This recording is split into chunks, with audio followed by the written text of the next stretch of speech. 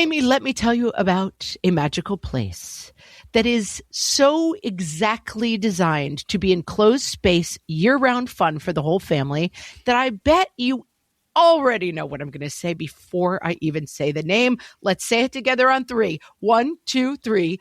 Great Wolf Lodge. You got it, Amy. My kids loved Great Wolf Lodge when we went. You probably already know that it has a huge indoor water park with a wave pool, lazy river, a bunch of massive water slides. But then your pack can hit the other attractions because wait, there's more. Great Wolf Lodge has adventure-packed attractions like Magi Quest, a live-action game kids can play throughout the lodge, plus the Northern Lights Arcade. Spent some quality time there, so your kid who loves the lazy river and your kid who loves fantasy games will both have a great time. Great Wolf Lodge also offers great dining options and complimentary daily events like nightly dance parties, all under one roof. Unpack the car once and you're settled in to have fun. And with 22 lodges across the country, you're always a short drive away from adventure.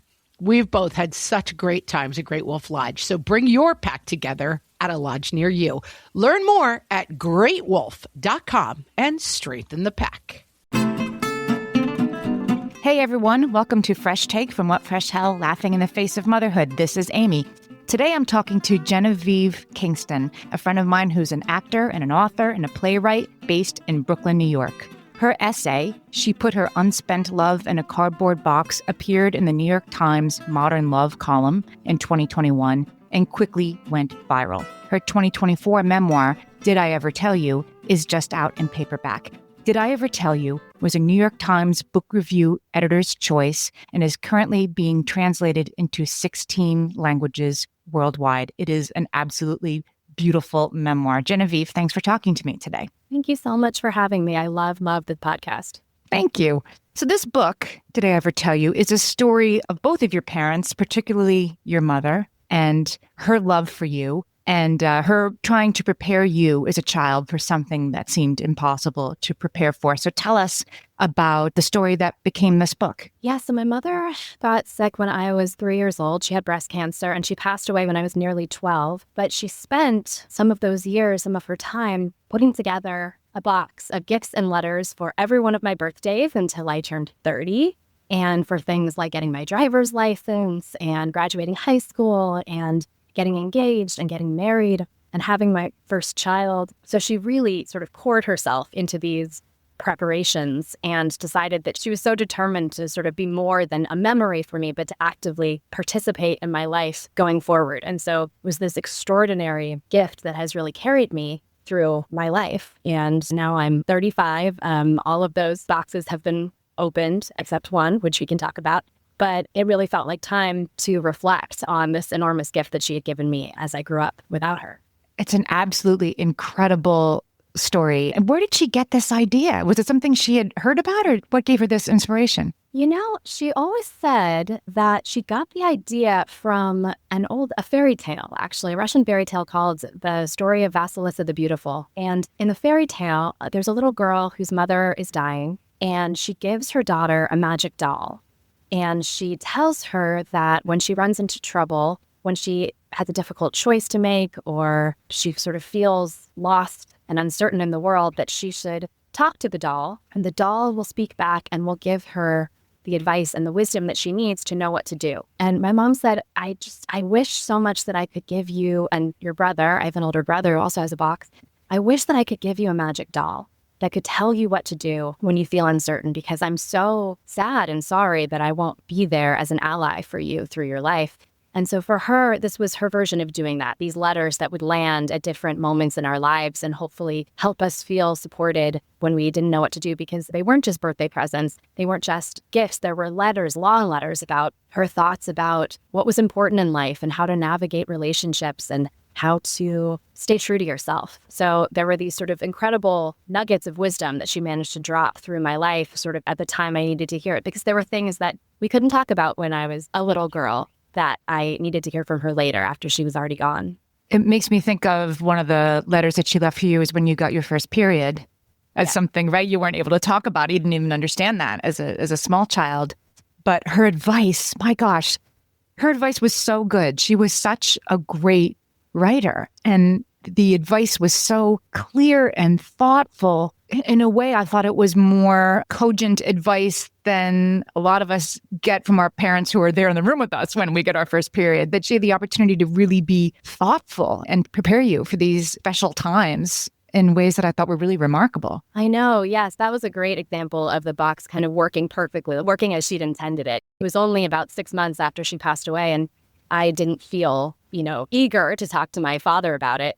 So instead, I could go into my bedroom and open this box, and there was this long letter, as you said, with this, really remarkable advice about romance and relationships and how to, it really was about staying true to yourself and trying to hang on to yourself during what can be a really turbulent time as a girl or a young woman. And then, of course, there was also a package of maxi pads because she was just that prepared. But no, you're right. Most parents they're parenting on the fly. The first period comes out of nowhere. You go, oh my God, we're already here. And you're trying to put your thoughts together in the moment. And she really had the opportunity to sit down and put pen to paper and think, okay, how do I want to frame this moment for my daughter? And she talks in the letter about how it was framed for her and how she wished it were framed differently. Her mother sort of said, oh, the curse, and took her to the store. So she had the opportunity to really think through what she wanted to say about that important time.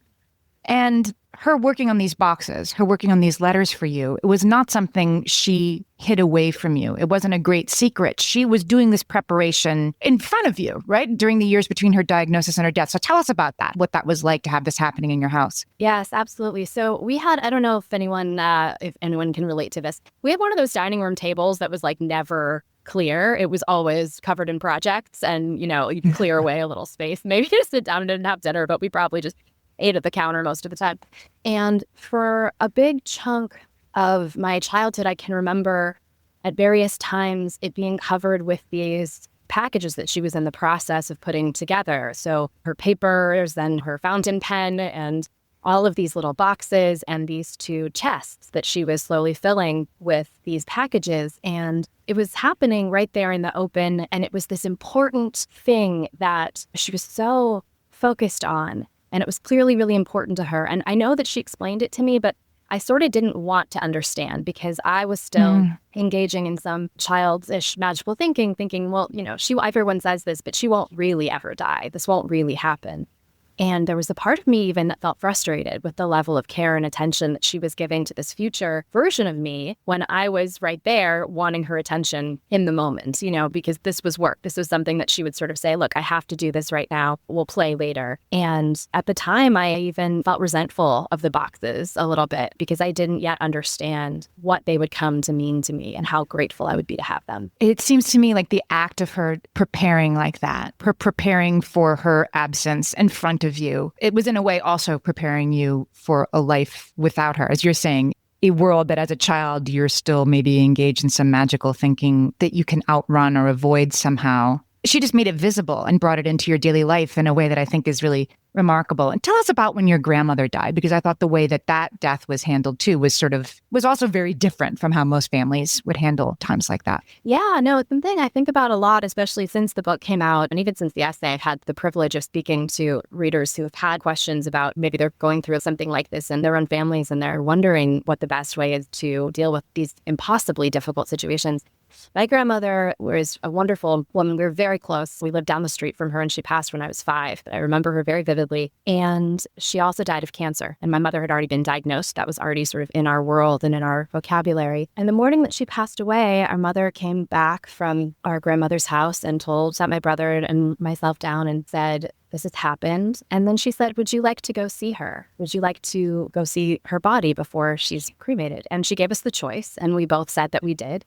And it was a very profound experience as a young child to see death for the first time. And I don't think that that's necessarily the right choice for everybody or for every family, but to be given the opportunity to have that kind of closure, to see this person who you've loved and to see that loss instead of this person just kind of vanishes was profound for me. And I'm very grateful that we had that opportunity. Again, it doesn't mean it's the right thing for everyone, but I think that that was quite an important moment in our family. And I now retroactively, feel that this was another way of her sort of preparing us for her own death, trying to make it feel more familiar, more tangible, and less kind of shadowy. When she sat down with you to tell you that she was sick, you write so beautifully about your own reaction. You're writing from it both from the perspective of who you are as an adult, of course, but also who you were then. You recreate your childlike mind so well. And that I think it's knock-knock jokes that you tell. You're God. desperately trying to change the subject. So tell us about that time and what you remember about that. Yeah, so we would have these family meetings where we would discuss my mother's health. We'd talk about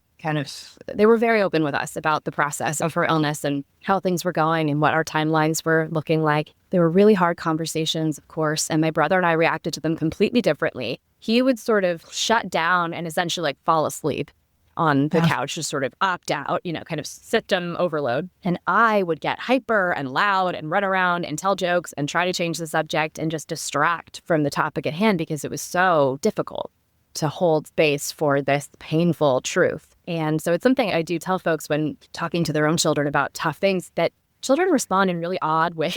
And it can be, I think, probably quite disconcerting and frustrating as an adult to sort of say, why can't they take this seriously, or why are they causing all this mayhem? A child has such a small vocabulary to describe such a huge inner life, and their reactions may look very different from what seems appropriate or how an adult would respond. And it doesn't mean that we're not taking it in, right? That the child isn't taking in what's being said, but stress looks different on different kids. And I look back and I feel sort of embarrassed for this. It's just so inappropriate, but it's what I had in the moment to deal with this. It's the worst thing you can imagine as a child. I'm talking to Genevieve Kingston. Her memoir is called Did I Ever Tell You? And we'll be right back.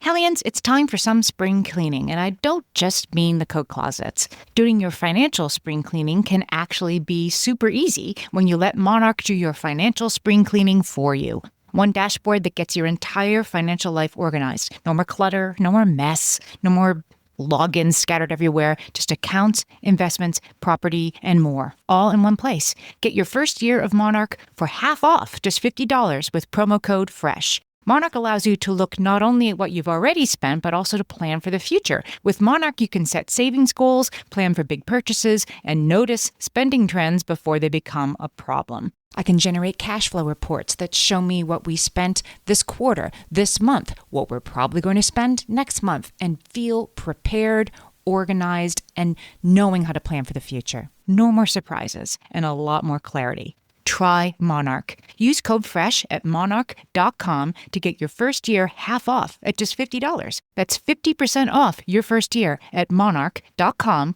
with code FRESH. All my kids learned to swim when they were little. It was super important to me that they be confident and safe in the water.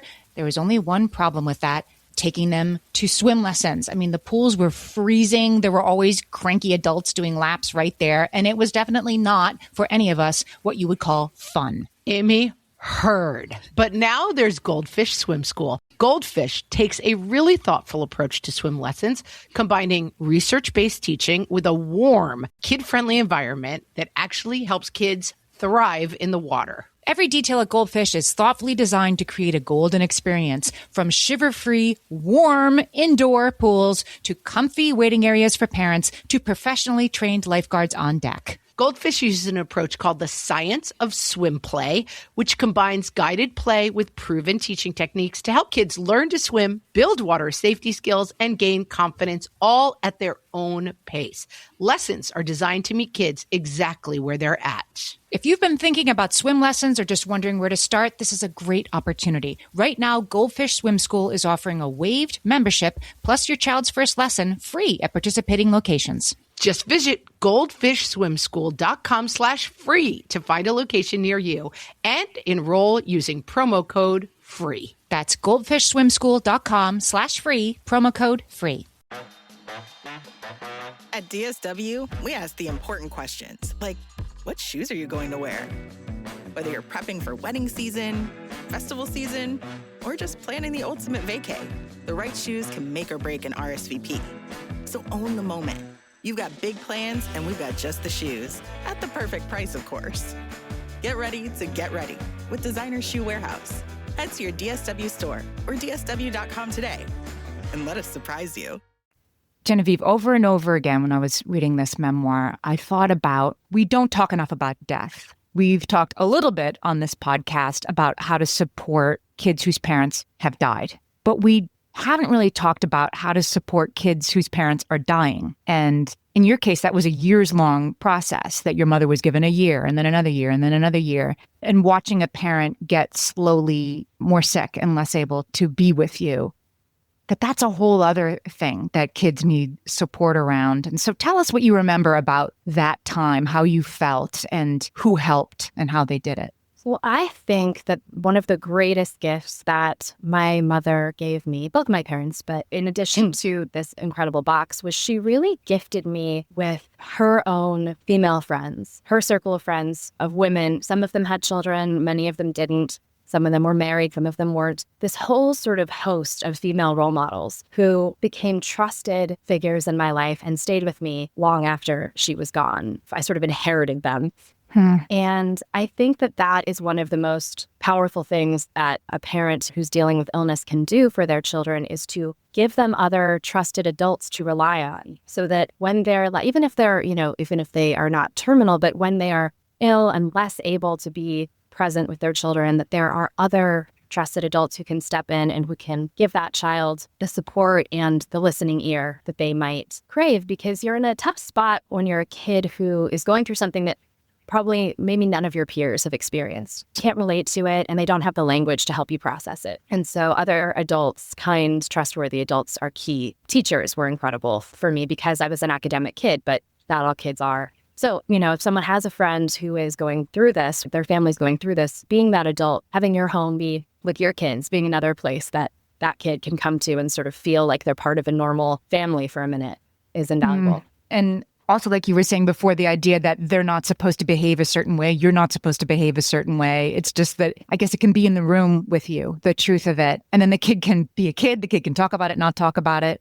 Right? It isn't that this child needs to be invited into your home for long, meaningful talks. This kid can be jumping in your swimming pool and not talking about it for an afternoon. The best thing is to be like, oh yeah, there's just always an extra place at the table for you if you happen to be, around, feeling just like feeling like part of the family, like you can drop in and out. And exactly, it's not that you're necessarily wanting to talk about it deeply, but also knowing that it's mentionable, that talking about your sick parent or saying that they had chemotherapy today isn't going to cause the conversation come to a crashing halt and everyone's going to go, oh God, we talk about this, but that's a normal part of life that you're allowed to talk about. Oh, that's interesting. Okay, so just sort of normalizing it, not overly because it is normal for you. That's your whole life as a kid, Right. Did your mom, just like she prepared these letters and these gifts, did she also, you think, prepare this circle of friends, or did they just understand the assignment? She absolutely prepared them. No, my mother left nothing to chance. And in the book, sort of the extent of her preparation sort of slowly reveals itself to me as I'm growing up. And also even as I'm writing the book, I'm discovering new things. No, these people were given specific and individual assignments. So one person might have been said, make sure that Gwenny, that was my childhood nickname, nurture her interest in the arts. Make sure that that spark stays alive and keep reminding her that that's something that she's good at and that is important to her. Someone else might be tasked with something to do with my kind of spiritual upbringing, or someone else might have an assignment that's about academic, all these different sort of facets of life. And, over and over again, I would find out that someone said, oh yeah, no, your mom sat me down and she said that it was important that I needed to kind of oversee this. So no, she gave people, and when someone gives you an assignment like that, you take it pretty seriously, I think. It's a kind of a mystical, For sure. It becomes a kind of a sacred duty, and everyone has come through for me in extraordinary ways through my life. This memoir, kind of like a quest, because it's a beautifully written book. It's a beautifully structured book where you're opening each box and learning things. But as you said, your mother, she didn't force you to go on this journey, but then all along the journey, there were people that said like, oh, I've been waiting for you. And she told me you might be coming, and sure, I'll tell you everything you want to know. So tell us about that. Yes, I think that's key, what you said, that she didn't force it on me. This box is such a beautiful idea, and I could also imagine it becoming a burden if it was an assignment, if it was something you must do. But instead, it was really an offering. I think she sensed that there would come a time when I would want to know more about her and her life than I would be interested in at the age I was when she was alive. And so she created that opportunity. When I became sort of on the cusp of real adulthood, I really felt hungry for more information about her. And I was seeing a therapist at the time who said, well, I know the therapist that your mom saw for years. Maybe we could call her up and see if she'd be willing to talk to you at all. And I said, oh my gosh, you can do that? She said, well, there are confidentiality laws, but let's just see what she has to say. And immediately she said, oh, yes, your mom said if you ever came asking, I should tell you anything you want to know. And I was just sort of gobsmacked. Like there she was 10 steps ahead of me. Yeah. Thinking, of course, you might get in touch with Linda at some point and want to know. But it wasn't, Linda, when Gwen is, 20, get in touch. It was see if she comes and looks for you. And if she does, then you'll know she wants to know this information. And I think the more I think about it, the more in awe I am of what she managed to pull off to sort of sprinkle herself into my future in this incredibly generous way. Was she always, you don't really remember her, I guess, from a time when this wasn't part of your life together, but if she was still alive, would she be known for being like the perfect birthday party planner? Was this sort of who she was even before this happened? It's hard to say. And we did have these incredibly epic birthday parties, which I spent some time. That's right. You do talk about those. These absolutely bananas birthday parties where everyone had to come in costume and she spent weeks making these decorations and it was all a little much. And I don't know how much of that came from the fact that every birthday party might be the last one and how much of it would have been the case anyway. I really don't know. But what I do know is that she was a very determined person in every aspect of her life. And so as a former principal wrote of her, that which she intends, that she accomplishes.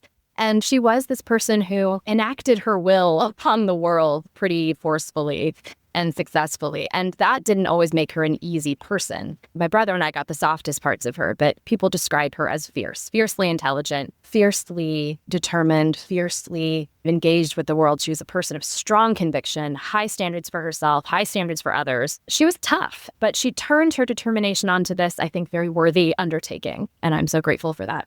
I remember the story one of her friends told you in the book that if you ever told her, say, about like, oh, your boyfriend's kind of no good, say, and you're kind of complaining about your boyfriend. And she said, I think you should break up. But the next time you came to visit her, even though she was very sick, she would remember and she would sort of call you to task if you hadn't improved your life in the way that you said you would. Exactly. Right. Essentially, we decided this. What are you doing? And you always knew where to find her because, toward the end of her life, she was sick. And so she was in bed a lot. And so she did become this kind of like village elder that people would come and with their problems because she loved the distraction of talking about other people's lives. She'd follow up and she'd say, well, don't come complaining to me about this if you're not going to do anything. I feel certain this would have caused tension between us when I was a teenager if we'd gotten that far because you want your mom to just listen to your problems with an endless sympathy, and she would not have been that mom. It's interesting to think of how our relationship would have grown and changed. I like to think we would have been friends and allies, but I feel certain we would have gone through our rocky patches because she was just such a strong personality. And it's something I spend time thinking about in the book is, for me, she gets to remain the kind of perfect archetypal mother figure. And of course, nothing's ever that simple. She is complicated. I'm talking to Genevieve Kingston. Her memoir is called Did I Ever Tell You? And we'll be right back. Amy, when I'm having a good hair day, it usually makes my whole day better. And that's why on every day, I'm taking Nutrafol. Nutrafol is the #1 dermatologist-recommended hair growth supplement brand. And it's the #1 hair growth supplement brand personally used by dermatologists. Nutrafol's hair growth supplements are peer-reviewed, NSF certified for sport, and clinically tested. Nutrafol offers multiple formulas for men and women tailored to different life stages and lifestyle factors, so you get support that's actually right for you. Adding Nutrafol to your daily routine is easy. Order online, no prescription needed, with automated deliveries and free shipping to keep you on track. Let your hair be one less thing to worry about. See visibly thicker, stronger, faster-growing hair in 3 to 6 months with Nutrafol. For a limited time, Nutrafol is offering our listeners $10 off your first month subscription and free shipping when you visit Nutrafol.com and enter promo code LAUGHING. That's Nutrafol.com, spelled Nutrafol.com, promo code LAUGHING. My favorite skincare products actually feel more like self-care, like they're so nice to put on and they smell so good that I'm actually happy when I get to that part of my day. And I swear that is how I feel about Osea's anti-aging body balm. Amy, you are usually the lotions and potions queen on this podcast, but I have to say, hard agree. Osea's anti-aging body balm is a liquid silk body balm that combines the lasting hydration of a lotion with the firming power of a serum, leaving skin smoother and firmer. This body balm is clinically tested and designed to deliver visible results you can see and feel. So we've gotten to use this product for a couple of months now, and I swear I have really noticed firmer and smoother skin, like on the back of my hands. It's like getting a mini spa treatment from head to toe. Get a spring-worthy glow with clean, clinically tested skincare from Osea. And right now, we have a special discount just for our listeners. Get 10% off your first order site-wide with code FRESH at OseaMalibu.com. That's 10% off your first order with code FRESH at OSEAMalibu.com. So Genevieve, let's talk about the life that you've had opening these boxes. You say that people are sometimes surprised that you didn't just tear through all of them at once, but were you ever tempted to do that? It's funny to say, really not. It does seem odd that you could put a box of birthday presents in a 12-year-old's bedroom and expect them to kind of last through her life. But it was so, I'd grown up on myths and fairy tales, and it was so clear to me that this was sort of magical, that this was special and sacred. And I like to say, if you read a book about a little girl who was given a box of gifts by her dying mother and then she just opened them all at once, you kind of expect something terrible to happen to her, right? Right. The floor would open up. Yeah, there'd be like a cosmic punishment. And I was very much a rule follower as a child. And if you follow the rules, follow the instructions, good things will happen. And I think maybe secretly part of me thought that somehow if I did everything perfectly, she'd be returned to me in some way. And of course, that's more magical thinking, but not to be too saccharine. But in a way, I think that's exactly what has happened, is that through opening these boxes, talking to her friends, piecing together this person, aspects of her have been returned to me in a way I could never have dreamed of. Each gift felt like a little glimpse of her, a little visit. Tell us about the gifts, because we haven't really talked about the presents that came with the letters. Yeah, so many of them were things that belonged to her. So instead of leaving me all of her jewelry all at once in her will, she sort of divvied it up, and she would often give me things that were hers that she had been given around that same age. So the first box that I opened, she died, we had the same birthday, coincidentally, and she died 10 days before our birthday, the birthday when I turned 12. And she would have been 49. And in that box was a little ring with an amethyst, which was our birthstone for February. And she said, I wanted a birthstone ring so much when I was a little girl. Finally, my mother bought me this, and I hope you like it. And so it was the thing that she had wanted as a little girl my age and had been given and was now giving it to me. And so there was this extraordinary thread of connection in that moment for me putting on that ring that had been hers when she was my age. And they weren't all like that. Some she had picked out for me. Some were sort of just little sentimental tokens, but there was this sense of wanting to knit our histories together. And that was something I was so interested in as I was structuring the book, was not only that she was giving me glimpses of herself at the age I was when I was opening these gifts. So she's helping me put together her girlhood, her teenage years, her young adulthood. And it's almost like we got to, as if we could grow up together, as though I could kind of carry her as an imaginary friend that would age with me throughout my life. And if you had opened all these boxes at once, you wouldn't have understood what the 18th birthday letter was saying to you as an 11-year-old. Yeah. Yes, exactly.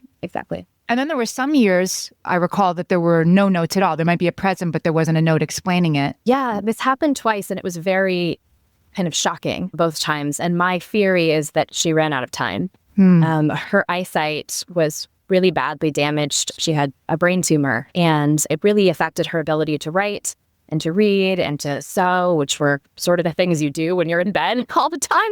So that was hard. But my theory is that, she started with the earliest birthdays and the big milestones. And then as she continued to live longer, she added birthdays to the end. She sort of kept expanding the project. And I think that at the end, she ran out of time. And there were a couple where there was a blank page. She had, speaking being organized, all of these gifts were cataloged in this book so that if they got lost, the attention would be there, kind of the story of the project would be there. And a couple of times there was just a blank page, and it felt jarring. And it was also a reminder of like, right, this wasn't a perfect process. This was someone who was really, this wasn't a storybook. It was real life.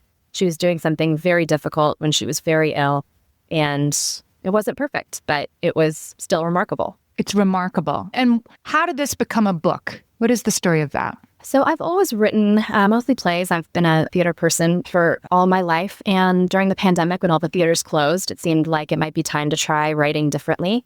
And the first thing I wrote was this. I wrote an essay-length piece, kind of trying to figure out what was this story, the beginning, middle, and end of it, and why was I feeling the need to write about it now? And the structure of that was, well, I was 31 at the time I'd opened all the birthday gifts, and what I had left was engagement, marriage, baby. And there they were sitting there looking at me, sort of like this version of womanhood that I, at the time, wasn't sure I wanted. And I was sort of really preoccupied with this question of, well, if I don't choose marriage, if I don't choose children, do I ever open these boxes? And if so, when?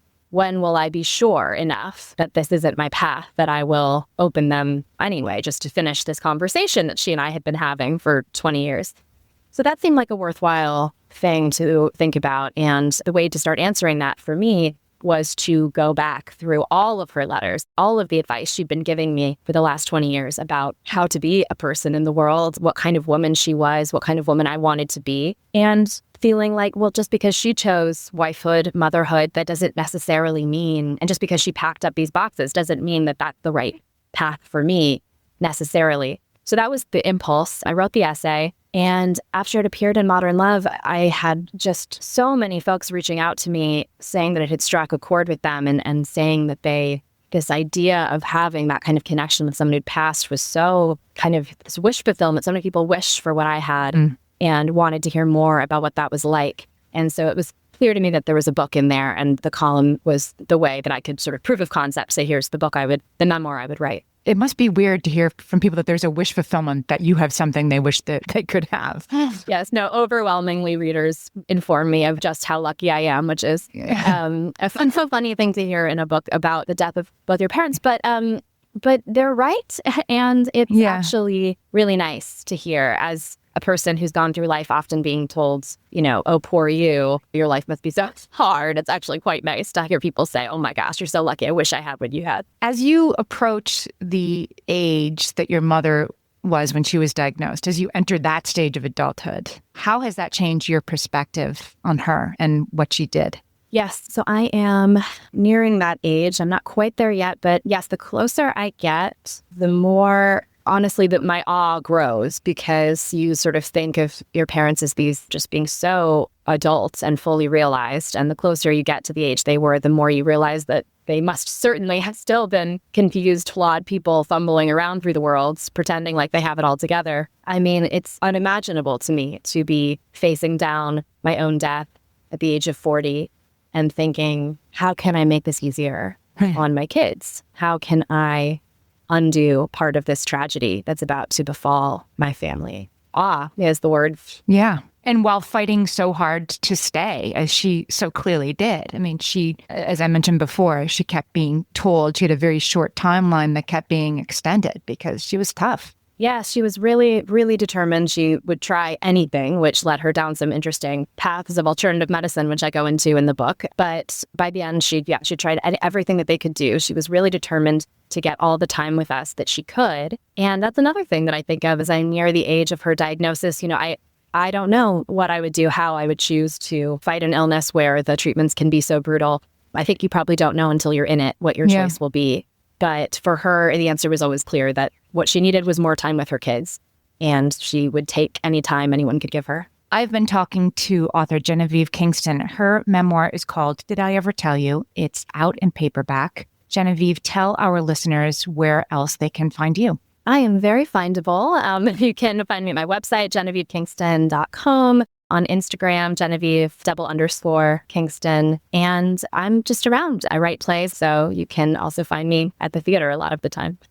I'm going to link to all of those places in the show notes, and of course to the book where you can buy Did I Ever Tell You in our bookshop. I tell our listeners often that I loved the books, and I do. I love the books that we interview the authors about, or else we wouldn't interview the authors. But this book spoke to me so, so deeply.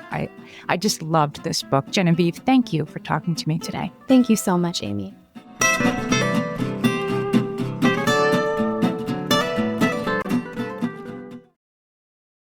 Ryan Reynolds here from Mint Mobile. I don't know if you knew this, but anyone can get the same premium wireless for $15 a month plan that I've been enjoying. It's not just for celebrities. So do like I did and have one of your assistants switch you to Mint Mobile today. I'm told it's super easy to do at mintmobile.com/switch. Upfront payment of $45 for 3-month plan, equivalent to $15 per month required. Intro rate first 3 months only, then full price plan options available. Taxes and fees extra. See full terms at mintmobile.com.